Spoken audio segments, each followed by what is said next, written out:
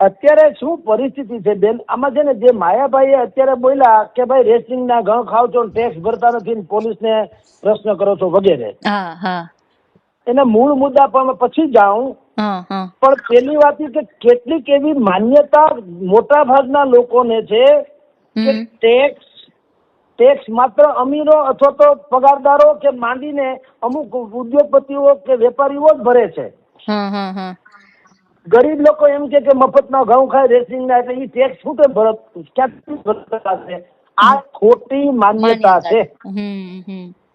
આપની આમાં કેવી માન્યતા? દાખલા તરીકે બેન તમને કહું, ઝાડવા બધાય છે પણ આંકડાનું ઝાડવું છે ને, આંકડો આવે ને જેની માળા હનુમાનજીને ચડે છે, આંકડાના ફૂલની માળા હનુમાનજીને ચડાવવામાં આવે છે, ઈ આંકડાની વાત કરું. આંકડાનું ઝાડ રાતના તમને એવું જ લાગે કે 3-4 જણા આમ કુંડાળું વળીને બેઠા છે.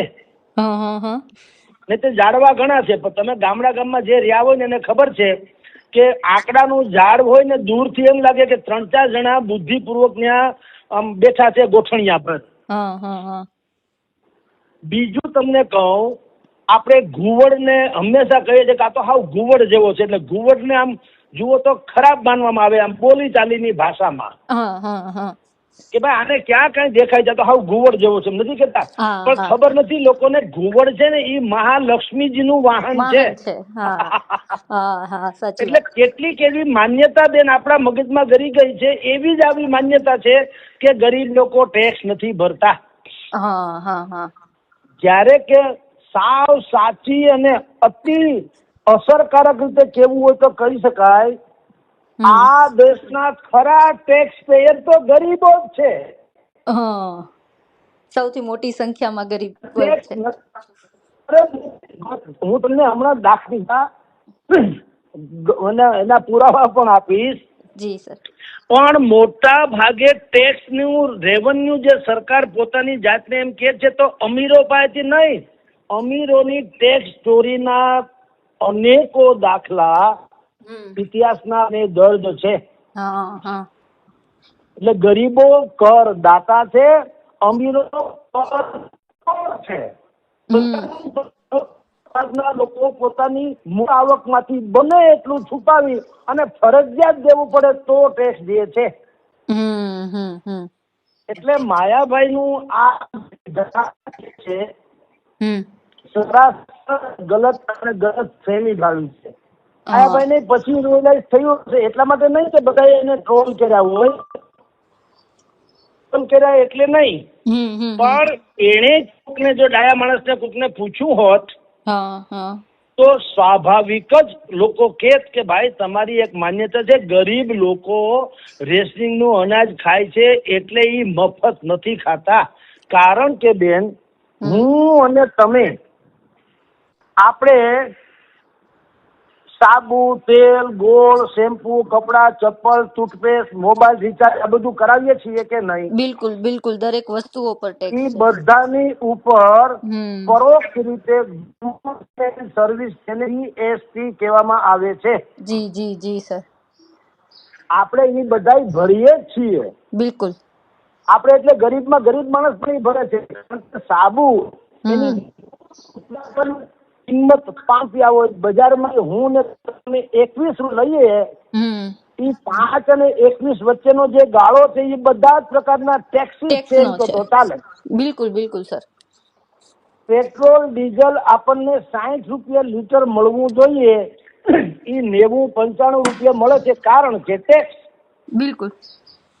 એટલે કોણ કે છે કે ગરીબ ટેક્સ નથી ભરતા? જુઓ, આપણા ગરીબ માણસો જેને આ લોકો કહે છે એ લોકોની યોગદાન ટેક્સમાં એવું છે બેન, જેને જીડીપી કહેવાય ને, ગ્રોસ ડોમેસ્ટિક પ્રોડક્ટ. જી જી જી. એ જીડીપી માં આપણું અત્યારે જીડીપી આ જે ટેક્સ ના લોકો ભરે છે ને પૈસા, એમાં 11.75% જેવું છે ટોટલી જીડીપી. એમાં 6% જેવું છે ને ઇન્કમ ટેક્સ થી આવે છે. સાંભળજો, 11-12% મેં જે તમને જીડીપી આપણો કીધા એમાં 6% જે ઇન્કમ ટેક્સ થી આવે છે એ ઇન્કમ ટેક્સ 6% કોના છે ખબર છે? ખાલી આ કંપનીઓના જે નફાના હોય ને, કોર્પોરેટ ટેક્સ જેને કહેવામાં આવે છે ઈ. જી જી. બાકીના બધા જે છે એ જીએસટી, એક્સાઇઝ ડ્યુટી અને કસ્ટમ્સ ડ્યુટી જે વસ્તુઓ અને સેવાઓ ઉપર લેવામાં આવે છે એ જીએસટી. જી જી. ગુજરાતના અર્થશાસ્ત્રી એટલે નામાંકિત અર્થશાસ્ત્રી ડોક્ટર હેમંત કુમાર શાહ એને પણ આ વાત કરી જ છે. હું એને જરા વિસ્તૃત રીતે કહું કે આપની જાણ ખાતર ગરીબ લોકો, ભારતના ગરીબ લોકો જેટલો ટેક્સ કોઈ ભરતું નથી. પણ એ હકીકત છે બેન. માયાભાઈ તો ઠીક, ભલા વિવેચકો જે છે રાજકીય માંડીને અર્થશાસ્ત્ર, એ બધાએ આ ધ્યાન રાખવા જેવી બાબત છે. કઈ રીતે હું તમને કહું, જે લોકો અભ્યાસુ છે અર્થશાસ્ત્ર થી માંડીને બધાયના, એને હું કહું કે તમે યાદ કરજો કે Delhi school of economics and world equality lab એનો એક અહેવાલ છે. ઈ અહેવાલમાં સ્પષ્ટપણે લખ્યું કે ટોચના ધનિકો જે આપણા દેશના છે એની ટોટલ આવકની 80% આવક છુપાવી દે છે અને 20% નો જ ટેક્સ ભરે છે. પછી ફોર્બ્સ ઇન્ડિયા બહુ જાણીતી સર્વે કરનારી સંસ્થા છે, એને કીધું ભારતના 100 અબજોપતિની કુલ સંપત્તિ સામે એની આવક, ઈ લોકો પોતાની આવક માત્ર 1% જ દર્શાવે છે. તો આપણે વાત એ બેન કરતા હતા કે દેશના ધનિક લોકો જે છે, ભયંકર ધનિક, એ લોકો પોતાની આવકનો 1% હિસ્સો જ ટેક્સમાં દર્શાવે છે. 90% જેટલો હિસ્સો એ જે છે ટેક્સ રિટર્નમાં બતાડતા નથી, બુદ્ધિપૂર્વક છુપાવે છે. ક્યાં? શેલ કંપનીઓ બનાવી અને વિદેશમાં કેમેન આઇસલેન્ડ, પનામા, મોરેશિયસ વગેરે જગ્યાએ ત્યાં રોકાણ કરે છે. મેં એટલે વચ્ચે એમ કીધેલું કે બાબા રામદેવ થી માંડીને વડાપ્રધાન નરેન્દ્ર મોદીએ જે વાત કરી હતી કે ભાઈ ટેક્સ હેવન જેવા દેશો જે છે, એટલે કે જ્યાં કાળું નાણું દુનિયાભરનું છુપાવવામાં આવે છે, એ દેશોમાં ભારતના ઉદ્યોગપતિઓના એટલા પૈસા છે કે જો એ બધા જ પૈસા પાછા લાવવામાં ભારત સરકાર સફળ થાય તો દેશના દરેક નાગરિકના ખાતામાં 15 લાખ આવી શકે. આટલી મોટી રકમ તમે વિચાર કરો, 140 કરોડ લોકો, એને ગુણ્યા 15 લાખ, કેટલી રકમ થઈ? કેલ્ક્યુલેટર ની સ્ક્રીન ફાટી પડે, એ ટૂંકી પડે. પણ મૂળ વાત એ છે કે એમાં જો ને તો છે, એ સમજ્યા વગર વિપક્ષોએ આ પકડી લીધું અને એ દર વખત માછલા ધોતા ફરે છે કે ક્યાં ગયા બાબા રામદેવ, 15 લાખ રૂપિયા ક્યાં ગયા અમારા? એમ નથી. એમાં એમ હતું કે જો આ કાળું નાણું કાઢવામાં ભારત સરકાર સફળ થાય તો, જે નથી થયું એન કેન પ્રકારેણ, એ જુદી ઘટના છે. આપણે આપણી વાત ઉપર આવીએ. મૂળ વાત હું એ કઉ છું કે માયાભાઈએ જે કીધું કે ટેક્સ આ લોકો ગરીબ લોકો રેશનિંગના ઘઉં ખાય છે અને ટેક્સ નથી ભરતા, તો એ એની ભૂલ એટલા માટે કહું, આપણે એ વાત તરફ જ આવીએ, ઓલું બધું જવા દઈએ કે દેશનો ખરો કરદાતા ગરીબ છે ને એ લોકો જ છે. આપણે લોકો પૂરેપૂરો ટેક્સ ભરીએ છીએ કારણ કે ગરીબ લોકો પોતાની કમાણીનો સૌથી મોટો હિસ્સો રોજિંદી જરૂરિયાત પાછળ જ ખર્ચે છે. એટલે કે સાબુ, તેલ, ગોળ, શેમ્પુ, કપડા, ચપ્પલ, મેં કીધું ટૂથપેસ્ટ વગેરે, જે આપણે જીવન જરૂરિયાતની વસ્તુઓ પાછળ આપણે સૌથી મોટો હિસ્સો ખર્ચીએ છીએ. અને એ બધા જ માં પરોક્ષ સ્ટેપ જીએસટી ના જે કહેવાય છે, excise duty, custom duty, GST વગેરે વગેરે, એ બધા એમાં ટેક્સ લાગેલા હોય છે. એટલે આપની જાણ ખાતર કે એમ કેવું કે ગરીબ લોકો જે છે ટેક્સ તો ભરવો નથી, મફતના ઘઉં ખાવા, જો મફતના ઘઉં ખાય છે એ પણ કોઈ દયા ધર્મની વાત નથી. સરકારની ફરજ છે કે તમે એટલા માટે તમને ત્યાં બેસાડ્યા છે કે તમે રોટી, કપડા ને મકાન દરેકને પૂરા પાડો. આ એની પ્રાથમિક, જેને કહેવાય ને આપણા બંધારણમાં કહીએ તો એ પણ બંધારણમાં પણ એ જ વાત છે કે તમારે નબળા લોકોની કાળજી સરકારે સબળા લોકોએ લેવી. એટલે જેને ટેક્સ ભરવો છે એ નથી ભરતા, એની માટે થઈને માયાભાઈએ બોલવું જોઈએ. આપની જાણ ખાતર 145 કરોડનો આ દેશ છે, એમાંથી કેવળ 4.5 કરોડ લોકો જ ઇન્કમ ટેક્સ ભરે છે. ઈ કોણ ખબર છે? ભરવા પાત્ર છે એમાંથી 4.5 કરોડ એમ, જે ખરેખર 45 કરોડ હોવા જોઈએ. પણ જેને ઉલ્લુદ બનાવવા છે એનું હું એમ કહું. ગ્લોબલ ફાઇનાન્સ ઇન્ટેગ્રિટી એટલે GFT નામની એક સંસ્થા છે, એને સર્વે કરીને કીધું કે ખાનગી ક્ષેત્રના જેટલા ધનિકો છે, એટલે અદાણી અંબાણી એમ, આ તો દાખલો આપું છું, ખાનગી ક્ષેત્રના જેટલા ધનિકો છે એ આયાત નિકાસના ખોટા બિલ બનાવી અબજો રૂપિયા બહારના દેશમાં ધકેલી દે છે. બોલો, ખરા ટેક્સ આ છે આયાત નિકાસના, એટલે શું? ઇમ્પોર્ટ એક્સપોર્ટના ખોટા બિલ. હમણાં જે GST માં ભાવનગર પંથકમાં ખોટા બિલ, ગોંડલ પંથકમાં 100 કરોડના ખોટા બિલ પકડાણા હતા, ભાવનગરમાં તો હજારો કરોડના ખોટા બિલ પકડાણા, ખબર? GST ના. મેં ને તમે, ખોટા બિલ એટલે શું? મેં ને તમે કોઈ પણ ચીજની લેવડ દેવડ કર્યા વગર ખાલી બિલ ઉપર જ ધામધૂમ, હું તમને 5 લાખનો માલ મોકલાવું, તમે પેમેન્ટ આપો, એમાંથી GST કાપો, માલે નહીં, કાંઈ નહીં, પૈસા નહીં લેના, ખાલી કાગળ ઉપર ધામધૂમ. એને ઈ કોણે બહાર પાડ્યું? ગ્લોબલ ફાઇનાન્શિયલ ઇન્ટેગ્રિટી નામની સંસ્થા. એને કીધું કે આવું ડિંડક હાલે છે. અને તમારી જાણ ખાતર આ અમીર લોકો જે કહેવાય છે એ લોકો, પછી રાજકારણીઓ, એ બધાય શું કરે છે? આપણી કૃષિ આવક જે ટેક્સ ફ્રી છે એનો પણ દુરુપયોગ જે કહેવાય એ અમીર લોકો જ કરે છે, કિસાનો નહીં. એને પોતાની વ્યાપારી પ્રોપર્ટીનું ભાડું ને આવક ને બાકી બધા ધંધા ધાપાની આવક ને એ લોકો બુદ્ધિપૂર્વક શું ગણાવે? ખેતીમાં ગણાવે કે અમારે ખેતીની આવક થઈ. આમાં એક રસપ્રદ વાત નીલમબેન એ છે, વચ્ચે એક સર્વે આવ્યું હતું ને, દુનિયાભરના છાપામાં પણ મેટર આવી હતી કે જે અમીર લોકો પાસે જમીન છે એ લોકો આવક બતાવે ભયંકર. સાંભળજો, માની લો કે 50 વીઘા એની પાસે જમીન છે, એમ કે અમારે અહીંયા ઘઉં નું મબલક ઉત્પાદન થયું, આંબાનું થયું કે કેરીનું થયું કે મગફળીનું થયું કે કપાસનું થયું, ગમે મબલક જ બતાવે. શું કામ? એ ટેક્સ ફ્રી છે. પણ એના જ શેઢાની બાજુનો ખેડૂત હોય ઈ એમ કે ભાઈ સરકાર અમને રાહત આપે તો સારું, કારણ કે અતિવૃષ્ટિ થઈ, યા તો અનાવૃષ્ટિ થઈ, અથવા તો વરસાદ નથી વરસ્યો, પાક બરાબર થયો નથી, જીવાત પડી ગઈ, એટલે અમને સરકાર મદદ કરે. હવે તમે જુઓ, એક જ શેઢે 2 ખેતર, એકમાં વિપુલ ઉત્પાદન, એકમાં કાંઈ નહીં. ઈ ભૂતકાળમાં અખબારોમાં ચમકી ચૂક્યું હતું કે અમીર લોકો જમીન લઈ અને એનું વાવેતરનું બુદ્ધિપૂર્વકના આંકડા ખોટા બિલ બનાવી અને ટેક્સ માફ કરાવી દે છે, બચાવી લે છે. એટલે ખરા અર્થમાં માયાભાઈએ, મેં તમને આ બધા દાખલા એટલા માટે આપ્યા બેન, માયાભાઈ અર્થશાસ્ત્રી નથી પણ આમાં અનર્થશાસ્ત્રી થઈ ગયા. અને આમ પણ તમને કહું, જ્યાં આપણી ચાંચ ન ડૂબે ત્યાં બને ત્યાં સુધી છેટા રહેવામાં કાંઈ વાંધો નથી. મૌન ધારણ કરી લેવું. હા બિલકુલ, તમારે, કારણ કે બોલાયેલા શબ્દોના તમે ગુલામ છો, ન બોલાયેલા શબ્દોના માલિક.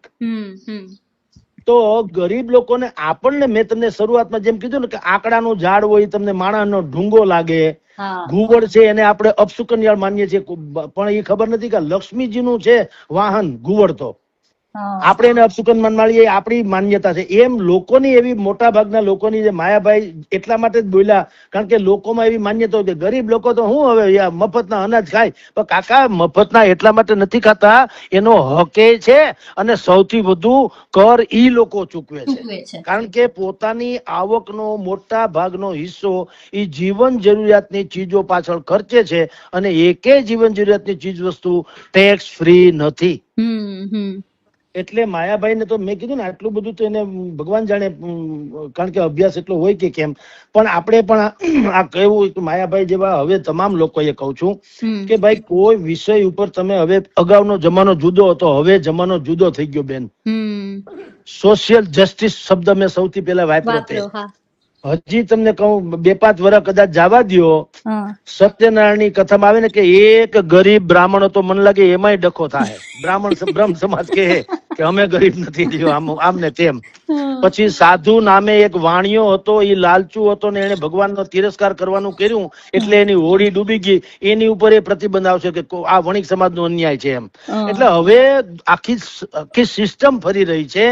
તમારાથી કઈક બોલાઈ જાય એટલે બસ તથાકથિત રીતે વિરોધ કરનારા, અને આ કેસમાં એ સાચા છે એમ, પણ ઘણા કેસમાં લોકો પછી સ્વાભાવિક જ છે એને ટ્રોલ કરે.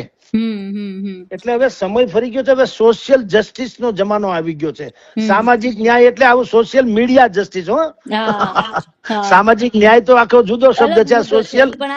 Social media. હા, અને એ સ્વાભાવિક છે. જનતા ની અદાલત થી મોટી કોઈ અદાલત ન હોય ને, તરતદાર ને મહાપૂન. એટલે માયાભાઈ ને એનો અહેસાસ થઈ ગયો છે ને હજી તમે જાણો છો, એક હકાભાઈ નું પ્રકરણ પૂરું થયું તો માયાભાઈ નું શરૂ થયું. આની પેલા ભાઈ કીર્તિદાન ગઢવીએ અદાણી ના ગીત ગાયા હતા એક ડાયરામાં, તો એને પણ ટ્રોલ કરનારા મળ્યા હતા કે અદાણીએ તો ખેડૂત નો સત્યાનાશ કરી નાખ્યું, તમે કેમ એના ગીત ગાવ છો. હકાભાઈએ ખેડૂત ની ફેવર ની વાત કરી તો એની ઉપર બાટલા ધોવાના. હવે આમાં જગતમાં ત્યાં જાવું એ જ ખબર નથી પડતી. પણ હવે જમાનો આવો છે એટલે ટૂંકમાં દરેકે બિલકુલ સંભાળીને અને સંભાળીને ઉપરાંત વિચારીને બોલવાની જરૂર છે. કારણ કે જીભમાં એકેય હાડકા નથી, પણ ધારે તો આપડા બધા હાડકા ભંગવી નાખે, વાકાત્રાહી થાય તો. એટલે માયાભાઈ ને તો વર્ષોનો અનુભવ છે ડાયરા બાયરાનો.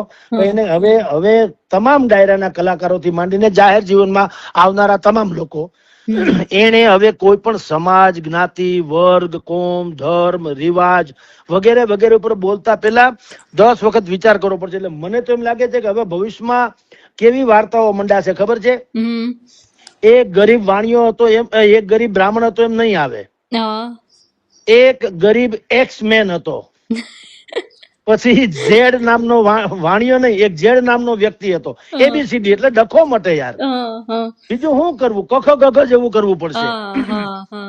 કારણ કે કોઈ જ્ઞાતિનું, કોઈ વર્ગનું આ તો પ્રતિકાત્મક હતું. ઈ કોઈ સમજ, જેમ કે ક્ષત્રિય સમાજ છે ઈ સુરા હોય છે, સુરવીર હોય છે કે નહીં? તો આપણે ક્ષત્રિય સમાજને સુરવીર કહીએ તો ઈ પોરાય, અથવા તો એને એમ લાગે કે વાહ. તો પછી એમ વાણિયા જે તે જમાનામાં ચતુર લોકો ગણાતા, એટલે એ વેપાર કરતા હતા. હવે ઈ આપણી પરંપરાગત નહીં કે બધા વાણિયા લુચા લફંગા હોય એવું કઈ નથી. એમ કે ભાઈ ચતુર લોકો હોય એટલે વેપાર કરે. એટલે આપણે શાસ્ત્રોમાંથી માંડીને લોક કથાઓમાં બધું એક ગરીબ બ્રાહ્મણ, એક ચતુર વાણિયો, એક સુરવીર ક્ષત્રિય. તો ક્ષત્રિય સિવાય બીજા કોઈ સુરવીર નતા એવું નહીં. તમારી જાણ કરતા અમારા વેરાવળ બાજુનું એક ગામ છે, નામ ખાલી ભૂલી ગયો હમણાં, ત્યાં ભાગવત સપ્તાહ થઈ હતી. તો તમારી ત્યાં એક બ્રાહ્મણ ની ખાંભી છે, બોલો. એક આહિર છે, આહિર ની ખાંભી તો છે જ. એક બાપા છે આહિર ના, બહુ ગાયુંના ધણ પાછા વળવામાં ખપી ગયેલા, લગ્નના માંડવે થી નીકળ્યા હતા. બોલો, લગ્ન ના હતા, લોકોએ એને પૂરી રાખ્યા કે ભાઈ તમારા લગ્ન છે, તમે મીંડોળ બંધા છો ને કઈક આડાવડું થાય રેવા દો, અમે બધા લડીએ. આખું ગામ ગયું લડવા, ગાયુંના ધણ પાછા વાળવા. પણ ઓલા વરરાજા હતા, પણ મેં કીધું ને એ ક્ષત્રિય જરૂરી નથી, આહિર હતા આઈ થિંક. તો એને કીધું કે ગમે એમ થાય મારે ગાયુંના ધણ પાછા વાળવા જવું પડે. આ લગન બગન બધું સમજ્યા. અને એમાં એનું ધડ ક્યાંક પડ્યું, એનું શિર ક્યાંક પડ્યું. એનું નામ જ અત્યારે હું ખાલી ભૂલી ગયો છું. એની કથામાં ને એના ડાયરા વગેરેના કાર્યક્રમમાં હું જઈ આવ્યો હતો. માયાભાઈ સ્વયં આવ્યા હતા અને રાજભા ગઢવીએ પણ એના વિશે બહુ ઊંડાણ પૂર્વક વાતો કરી હતી. હવે એની ખાંભી પાસે એક બ્રાહ્મણ ની ખાંભી છે, બોલો. એટલે બ્રાહ્મણે આવી રીતે લડ્યા હતા એમ કહું, એની ખાંભી છે, બોલો. એટલે સવાલ એ છે, પણ છતાંય આપણે પ્રતિક, સુરવીરતાનું પ્રતિક શું છે કે ક્ષત્રિય. એવી રીતે ગરીબ બ્રાહ્મણ એટલે વિદ્યાનો વેપાર નતા કરતા ને, એટલે ગરીબ હતા. ગરીબ એટલે બીજાના આશરે જીવનારો, તમે દાન આપો એ લેનારો, ભાવ નહીં કરનારો, એટલે ગરીબ બ્રાહ્મણ. વિદ્યા વાચસ્પતિ, વિદ્યા વેચવી નહીં, વિદ્યાને વહેંચવી, વિદ્યાનો વિસ્તાર કરવો, વેપાર ન કરવો, એટલે બ્રાહ્મણ ગરીબ હતા. એવી આપણી કથાઓ છે. પણ હવે મેં કીધું માયા, હવે તો કોઈ બ્રાહ્મણ સત્યનારાયણની કથા કરવા જાય અને એમ કે ગરીબ બ્રાહ્મણ, તો સંભવ છે કે કોઈ બ્રહ્મ સમાજનું મંડળ એમ કે છે કે હવે આ શબ્દ ઉપર અમને વાંધો છે, સાધુ નામે વાણીઓ લોભી છે એની પર વાંધો છે. એટલે હવે તો મેં કીધું ને કખ ગ ઘ અને કઈ ABCD થી ઝેડ સુધી એવું કરવું પડશે કે એક ઝેડ નામનો માણસ ગરીબ હતો, બીજું શું થાય.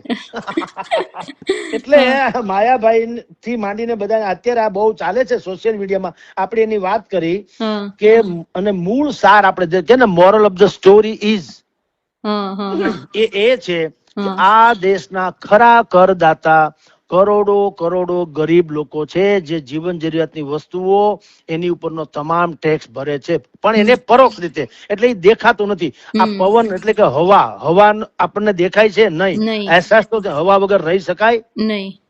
પાણીનો કોઈ કલર છે નહીં, એનો કોઈ આકાર છે, એનો કોઈ સ્વાદ છે, કોઈ રંગ છે, કોઈ ગંધ છે, છતાંય પાણી તો છે ને. એવી રીતે ગરીબ લોકોનું ભલે બિચારાનું દેખાય નહીં, પણ આ દેશના ખરા ટેક્સ પેયર્સ આપણા ગરીબ અને મધ્યમ વર્ગના લોકો છે, જેને ટેક્સ ભરવો છે ઈ નથી ભરતા પૂરેપૂરો, એમ કઉ છું. એટલે ખરા ટેક્સ ના ચોર તો ઈ લોકો છે.